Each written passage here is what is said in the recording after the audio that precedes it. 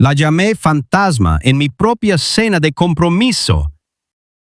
No en voz baja, no en privado, frente a 43 personas, incluyendo a la abuela de 81 años de mi prometida, que había volado desde Portland con artritis en ambas manos solo para celebrar con nosotros. Le dije, no tienes ningún derecho de estar aquí. Estabas muerta para mí antes de que yo pudiera siquiera elegirlo. Tenía 61 años. Traía un abrigo gris y un regalo envuelto bajo el brazo, con las manos entrelazadas al frente, como si esperara un diagnóstico que ya sabía que iba a llegar. Se veía más pequeña de lo que me había imaginado odiando toda mi vida, más silenciosa, y no parpadeó. Esa fue la primera señal de que algo no cuadraba. La mesa entera quedó en silencio. Mi prometida me agarró la muñeca con tanta fuerza que me dejó marca. Alguien tumbó un vaso de agua y nadie se movió a limpiarlo.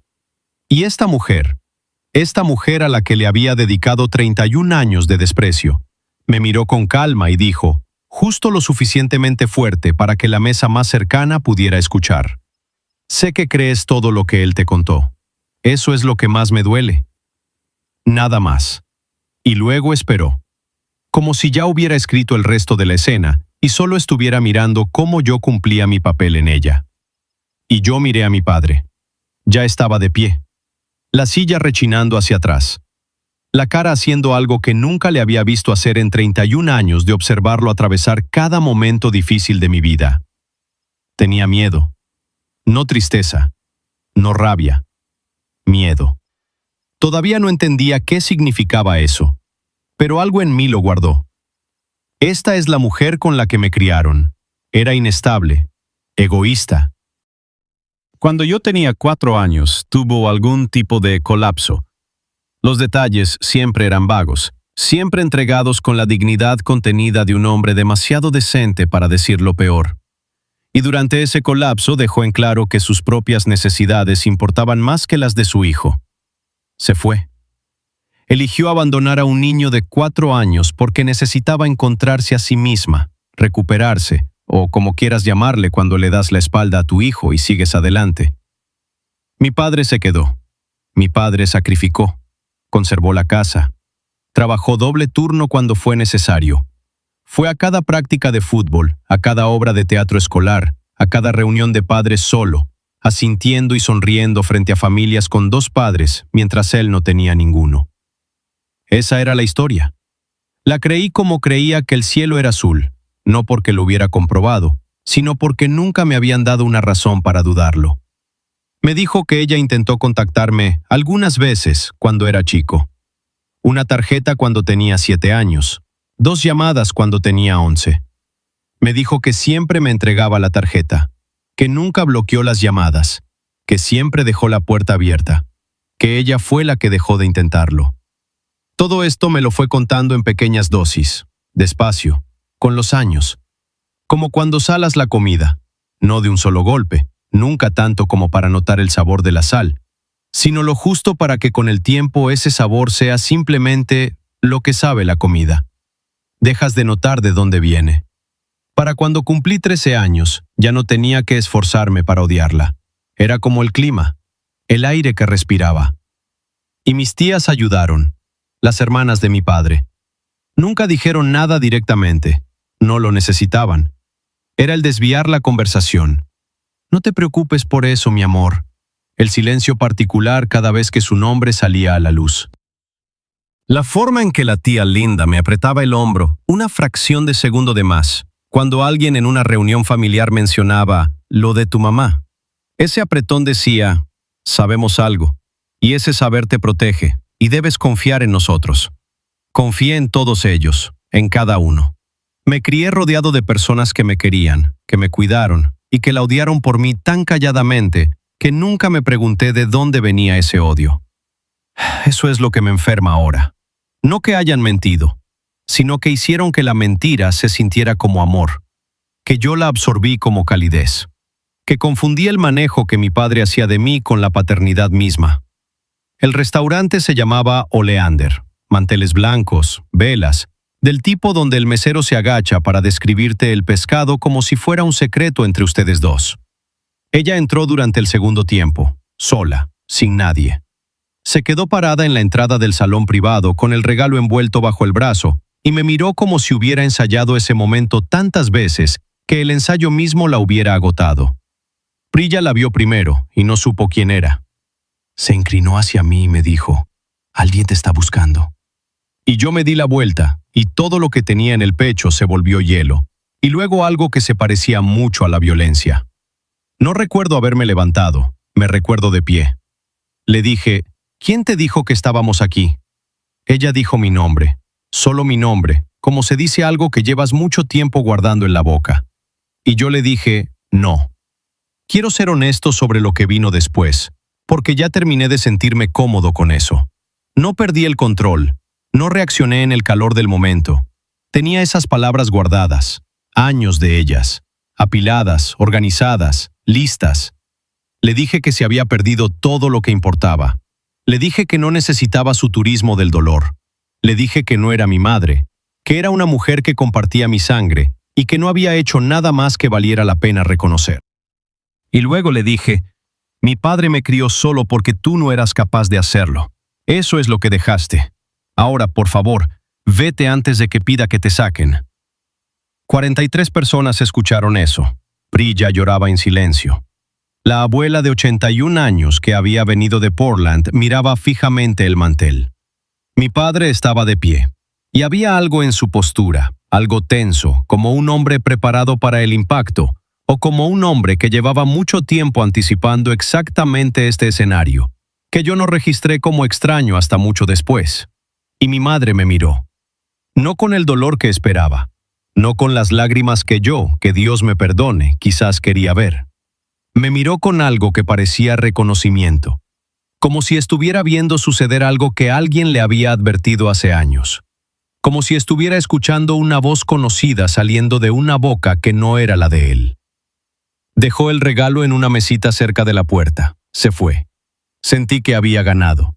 No dormí esa noche. Me llamó en el camino a casa. No un mensaje, una llamada. Me dijo que lo había manejado con elegancia. Dijo que ella no tenía ningún derecho de presentarse a un evento privado sin invitación, que era una conducta controladora, que era de manual, ella siendo dramática, ella incapaz de respetar límites, ella convirtiendo mi momento en el suyo. Tenía todo un lenguaje para eso. Listo, fluido. Estuve de acuerdo, era nuestro idioma. Yo también lo hablaba con soltura. Pero entonces dijo, necesito que no la contactes. Lo que sea que estés sintiendo sobre esta noche, primero procésalo conmigo. Prométemelo. Quiero que te detengas en esa frase.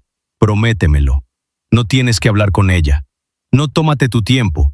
Prométemelo, de antemano, antes de que hayas procesado lo que pasó, que vas a traerme tus emociones a mí antes de actuar. Me estaba pidiendo que subcontratara mis propias reacciones. No había hecho toda mi vida y yo nunca lo había notado, porque cuando alguien lo hace desde el principio, simplemente se siente como cercanía. Dije que sí, claro. Pero luego llamó otra vez a la mañana siguiente. Dijo que solo quería saber cómo estaba. Preguntó si había sabido algo de ella. Preguntó si la familia de Priya había dicho algo. Preguntó, muy casualmente, si alguno de los invitados parecía tener opiniones sobre lo que había pasado. Estaba haciendo inventario, eso lo sé ahora. Estaba revisando qué recipientes podrían estar goteando, identificando los daños y adelantándose a ellos. Este no era un padre preocupado llamando a su hijo. Era alguien haciendo una revisión de crisis en un sistema que había pasado 30 años manteniendo. Mi padre, que durante 30 años había sido la persona más tranquila en cualquier cuarto que ocupaba, me llamó 2 veces en 14 horas porque una mujer de 61 años con un abrigo gris le había dicho 7 palabras en un restaurante. Le conté a Priya sobre la segunda llamada. Me miró un momento largo y dijo, ¿por qué él es el que necesita que lo tranquilicen ahorita? No tuve respuesta. Cambié el tema. Pero no pude cambiar la pregunta. Se quedó ahí, en el cuarto, en todos los cuartos que vinieron después. Priya recogió el regalo del restaurante sin decirme nada. Lo puso en la mesa de la cocina y dijo, deberías abrirlo. Dentro del papel había una foto enmarcada. Yo, 9 años, uniforme de béisbol infantil, sosteniendo un trofeo, sonriendo, con un diente de menos, bizqueando hacia el sol como hacen los niños. Reconocí ese día, ese partido, ese estacionamiento y quienes estuvieron conmigo.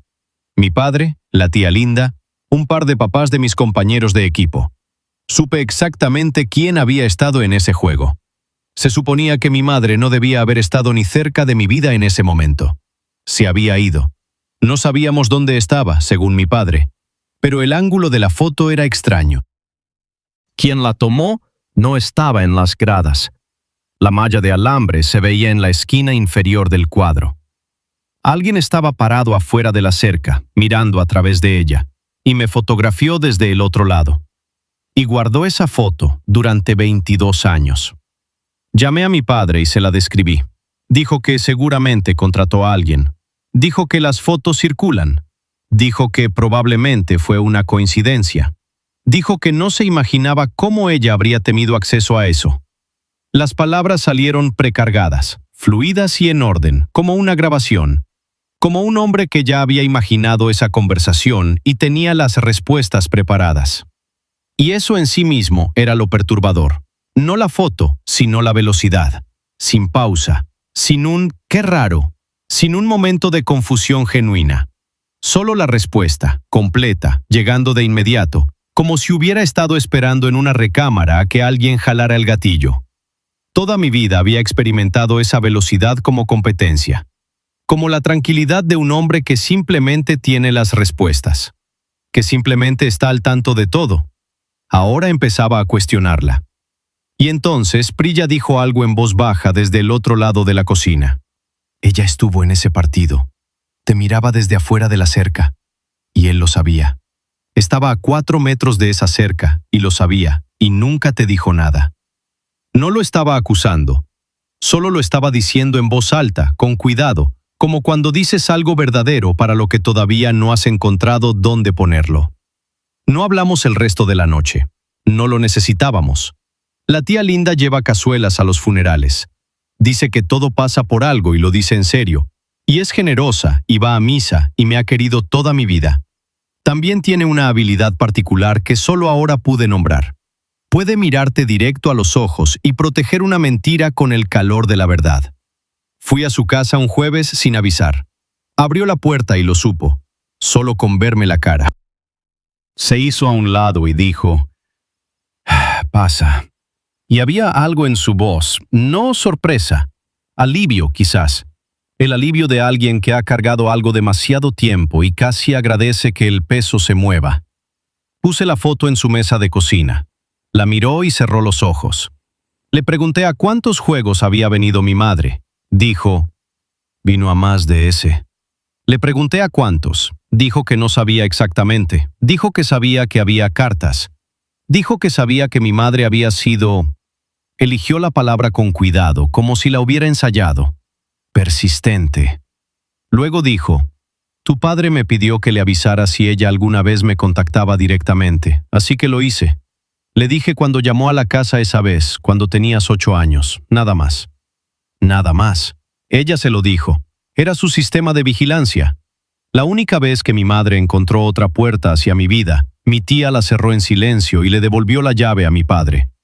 Le pregunté por qué nunca me había dicho una sola palabra de nada de esto. 27 años, navidades, cenas, cumpleaños, mi graduación, ni una palabra.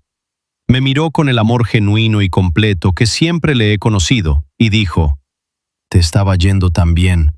No queríamos desestabilizarte». Necesito que entiendas lo que significa esa frase. Significa que sabían. Significa que lo discutieron. Ella y mi padre, por lo menos. Quizás más. Evaluaron la situación, sopesaron el derecho de un niño a conocer a su madre contra la incomodidad de la verdad y decidieron que la mentira era estructural. Que quitarla me dañaría. Tomaron esa decisión por mí, durante décadas. Alrededor de una mesa a la que yo no fui invitado.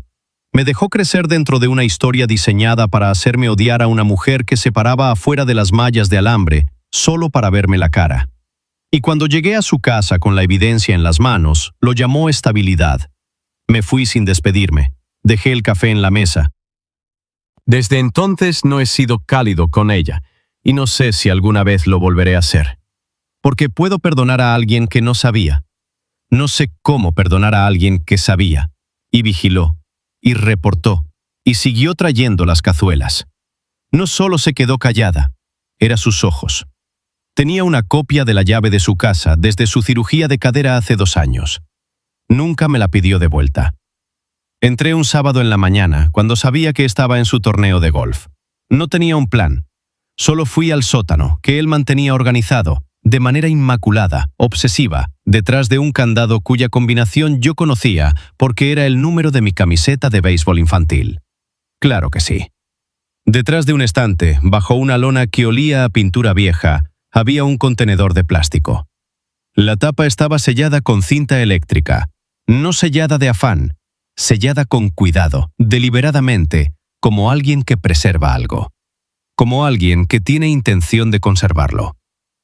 Adentro, 41 cartas, sobres cerrados, mi nombre escrito a mano en cada uno. La dirección de remite de ella en la esquina superior izquierda, una letra que nunca había visto en mi vida porque nunca me dejaron verla. Tarjetas de cumpleaños. Cada cumpleaños, desde los 5 hasta los 17 años, todavía cerradas, todavía en sus sobres. 12 años de cumpleaños, cada uno interceptado, guardado y archivado. Estaban en orden cronológico. Las había organizado por año. Una carpeta amarilla. Adentro, documentos judiciales. Ella había solicitado derechos de visita 2 veces, cuando yo tenía 6 años y otra vez cuando tenía 9. Ambos casos desestimados. La letra de mi padre estaba en los márgenes, pequeñas notas para él mismo. No va a seguir adelante. Usar los registros escolares. Linda puede testificar. Había anotado los expedientes como se anota una estrategia legal. No era solo un padre protegiendo a su hijo. Era un hombre que había preparado, coordinado y documentado su campaña. Una foto mía a los 3 años, dormido en su hombro, ella riéndose de algo fuera del cuadro. No tengo ningún recuerdo de esto. No tengo recuerdos de ella. Me criaron para no tenerlos. Un paquete postal devuelto. Papel café. Devolver al remitente en rojo. La etiqueta decía que había sido un regalo de cumpleaños. Yo tenía 11 años cuando ella lo mandó. Él había guardado el paquete devuelto. Guardó la prueba de que su regalo había sido rechazado. No tiró nada de eso. Eso es lo que me sacó el aire del cuerpo. Pudo haberlo quemado. Pudo haberlo destruido y hacer como si nunca hubiera existido. En cambio lo guardó, lo etiquetó, lo organizó por año, lo selló y lo metió bajo su combinación de béisbol infantil. Y en algún lugar de su mente, en esto he pensado cada día desde entonces, en algún lugar de su mente lo estaba guardando por alguna razón. ¿Era seguro? ¿Era prueba de su propia rectitud? Algo a lo que podría señalar y decir, mira, ella intentó y yo lo administré. O era, y este es el pensamiento que no puedo terminar de pensar, que quería poder mostrármelo algún día, mostrarme la evidencia de lo que había hecho y que yo le agradeciera por ello. Me senté en el piso del sótano mucho tiempo. Me quedé ahí el tiempo suficiente para que cuando por fin me levanté, ya no sentía las piernas. Llegó a casa y me encontró sentado en su mesa de cocina con el contenedor frente a mí y todas las cartas extendidas sobre la superficie. No voy a describir lo que hizo su cara porque genuinamente no tengo las palabras para eso todavía. No grité. Me crió un hombre que nunca gritaba y he absorbido esa actuación de la contención tan completamente que puedo sentir rabia por dentro y proyectar calma por fuera, y ahora entiendo exactamente de dónde lo aprendí, y por qué, y para qué fue diseñado. Dije, ¿por qué? Se sentó. Puso las manos entrelazadas sobre la mesa. Igual que ella entrelazaba las suyas, noté, algo que ya nunca voy a poder desaprender. Y miró las cartas. Y luego me miró a mí. Ella se fue de esta familia, no merecía acceso. Le dije, solicitó derechos de visita 2 veces. Dijo, y el juez me dio la razón, porque yo tenía razón. Le dije, te mandó 41 cartas. Dijo, te protegí. Le dije, ¿de cartas? Dijo, de la confusión, de que te jalantearan en 2 direcciones, de una mujer que habría desestabilizado todo lo que construí. Y luego dijo, casi en voz baja, ella te habría dado su versión. Los niños no pueden cargar con dos versiones. Tomé una decisión. Tomó una decisión. Sobre cuál versión de mi propia madre yo tenía permitido tener. Y lo dijo como quien describe una llamada de trabajo que resolvió, con justificación moderada y cero disculpa. Y luego me miró. Y quiero ser preciso en esto porque es lo más perturbador que he experimentado en mi vida. Me miró con amor. Amor genuino. El amor que he conocido toda mi vida. El amor que es real. El amor que no pongo en duda ni ahora. Y dijo, eras mío para criar. Te crié bien. Mírate. Mírate. Me señaló como si yo fuera evidencia. Como si fuera el veredicto en un caso que había ganado durante 30 años. Como si el hecho de que yo resultara funcional y con trabajo y comprometido con una buena mujer fuera la prueba de que todo lo que hizo estuvo justificado. Se sentó frente a las 41 cartas que me robó y me ofreció a mí mismo como argumento. No se ha disculpado.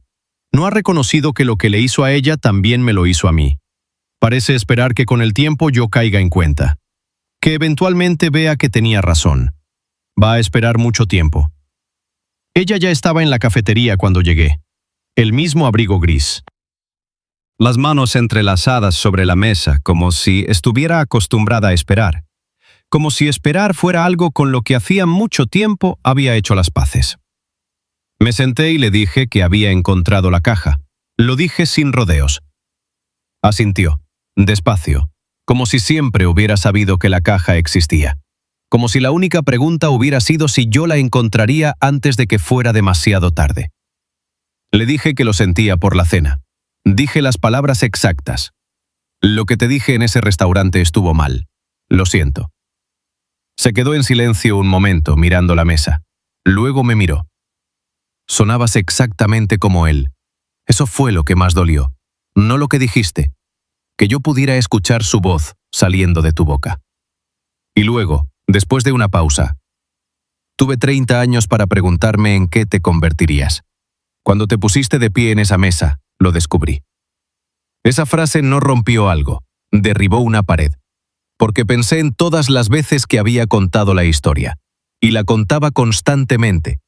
La había convertido en algo que cargaba sin peso. Mi mamá se fue, mi papá me crió solo. Dicho sin amargura, casi con un encogimiento de hombros. Estaba orgulloso de lo poco que parecía afectarme. La gente decía lo siento mucho, y yo lo quitaba con la mano y decía, estoy bien, él lo hizo muy bien. Creí que eso me hacía emocionalmente maduro. Creí que eso significaba que había sanado. Pensé en una chica con la que salía a los 23 años que me preguntó si alguna vez había pensado en buscarla. Y le dije tranquilo como nada. ¿Para qué buscar a alguien que no quiso ser encontrado? Dije eso, en voz alta, a otra persona, con toda la seguridad del mundo. Ella no había querido no ser encontrada. La habían escondido, archivado, sellado. Y yo pasé 31 años ayudando a esconderla cada vez que abría la boca, cada vez que sonreía ante la compasión de alguien y dejaba que su versión de ella quedara en pie. No solo creí la mentira, la distribuí. Cada persona que se la conté, cada cena, cada primera cita, cada amigo que alguna vez preguntó, cada vez que dejé que la lástima de alguien me bañara y llenaba ese espacio con la versión de ella que él me dio. Egoísta, inestable, ida, estaba haciendo su trabajo. Era la red de distribución de una historia que él había escrito antes de que yo supiera leer. No solo me la quitó, me convirtió en el mecanismo que la mantenía lejos. Me apuntó hacia ella y yo ni siquiera sabía que estaba cargado. Lo peor de estar sentado frente a ella en esa cafetería fue darme cuenta de que todavía no podía distinguir dónde terminaban los pensamientos de él y dónde empezaban los míos. Había estado dentro de su versión de ella tanto tiempo que ya no sabía qué sentía yo realmente, sin su narración de fondo. Mi dolor, mi rabia, mi amor. No podía rastrear ninguno hasta una fuente que fuera solo mía. No sé si alguna vez podré. La gente me pregunta si lo he perdonado. No sé cómo responder eso porque da por sentado que el perdón es un lugar al que llegas y no estoy seguro de que me esté moviendo. No estoy seguro de saber en qué dirección moverme. Mi madre y yo hablamos a veces, por teléfono principalmente. Es cauteloso. No es cálido de ninguna manera que se parezca a lo que muestran en las películas. Hay demasiado que ya no está. Demasiado tiempo, demasiados cumpleaños sellados en sobres, demasiadas versiones de ella que me dieron y que yo repetí y creí.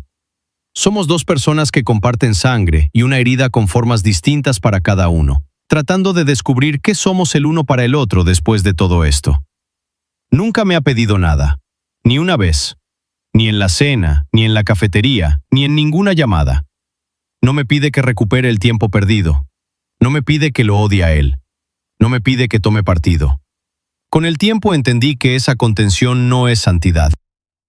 Es una mujer que pasó 30 años pidiendo cosas y que siempre le dijeron que no, y que aprendió a dejar de pedir. Mi padre es, en formas genuinamente documentables, un buen padre. Estuvo presente, fue constante, trabajó duro y apareció, y se aseguró de que yo tuviera lo que necesitaba. Lloró en mi graduación universitaria, me ayudó a escoger el anillo de Priya, va a caminar conmigo al altar, y todos los que estén ahí van a pensar que es un hombre maravilloso, y no van a estar del todo equivocados. También es alguien que pasó 27 años interceptando cartas, archivando expedientes judiciales, coordinando con familiares y guardando el dolor de su exesposa en un contenedor de plástico sellado en el sótano, organizado por año, y que se sentó frente a mí después de que lo descubrí y dijo: «Mírate como si yo fuera la prueba de que la crueldad, si se administra con suficiente cuidado durante suficiente tiempo, es indistinguible del amor». Las dos cosas son verdad. No puedo hacer que eso quede limpio, lo he intentado. Pero lo que me destroza, lo que me despierta a las 2 de la mañana, no es él, soy yo. Es la imagen específica e imborrable de una mujer de 61 años, parada sola en la entrada de un restaurante, con un regalo que ella misma envolvió, que había pasado 27 años siendo alejada de su hijo, que había ido a tribunales, escrito cartas, y se había parado afuera de mallas de alambre solo para verme la cara. Y lo primero que escuchó salir de mi boca fue la voz de él. Me perdió 2 veces. La primera vez se lo llevaron. La segunda vez yo abrí la boca y confirmé que el robo había funcionado. Él no solo la borró, me usó para hacerlo. Y yo estaba tan bien construido para eso que no necesité instrucciones. Solo actué, con fluidez, en público, frente a 43 personas. Mientras él estaba detrás de mí con la silla rechinando hacia atrás, viendo cómo lo que había creado hacía exactamente lo que fue creado para hacer. Yo no era un hijo que creció sin su madre. Era el último arma en una campaña de 30 años, y era bueno en eso. Tan bueno que me sentí orgulloso. Y eso, ese orgullo, esa fluidez, esa total ausencia de duda en el momento en que la destruí en ese restaurante, es con lo que tengo que vivir. No los años perdidos. Los años perdidos puedo llorarlos. Lo que no puedo soltar es que cuando ella por fin regresó, yo seguía siendo de él, tan perfectamente suyo.